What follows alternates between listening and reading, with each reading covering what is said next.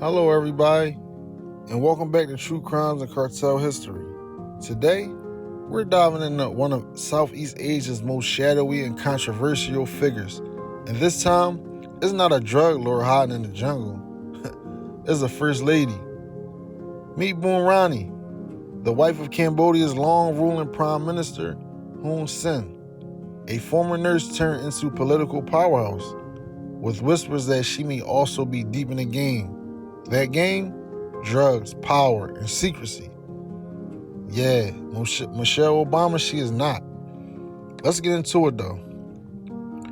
Born in 1954 in Kampong Cham Province, Cambodia, Boon Rany came from the modest roots. She joined the Red Cross as a young nurse during the country's darkest years, the Khmer Rouge era. But don't let that nurse uniform fool you. This was no Florence Nightingale.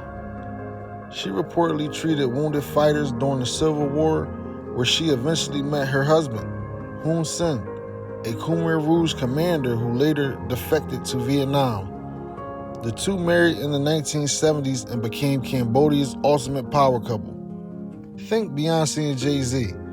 If Jay-Z ran a one-party state and Beyonce allegedly trafficked heroin. Just saying though. As Hun Sen climbed the ranks, Boon Rany stayed right beside him, first in the shadows and then slowly stepping into the spotlight. In the 1990s, she became the president of Cambodia's Red Cross, a position she still holds today. But critics say her charity work was often just a front, a clever mask for consolidating power, building influence, and possibly laundering money. Her control over donations, relief funds, and land deals, untouchable. You know it's real when even the Red Cross in Cambodia gets political, gives blood, saves lives, but maybe also can secure a few government contracts. Now here's where things go full narco, Southeast Asian edition. By the 2000s, rumors began circulating that Boon Rany wasn't just the first lady, but also the queenpin behind part of Cambodia's booming drug trade. Cambodia is a key route in the Southeast Asian Golden Triangle, where methamphetamine and heroin flows like ramen noodles. And guess what? Multiple investigative journalists and human rights reports have quietly alleged that Boon Rany used her influence to protect and possibly profit from the trade. In fact, leaked reports from the late 2000s accused members of her inner circle, even relatives, of being involved in trafficking heroin and meth. Nothing was ever proven in courts. And of course, in Cambodia, that's exactly the point. But if you're married to the guy who controls the courts, cops, and army, you could probably run a meth lab in a palace basement and no one would say nothing. And then there's a scandal that rocked the nation. The death of Palika, a famous Cambodian actress. In 1999, Palika was gunned down in broad daylight.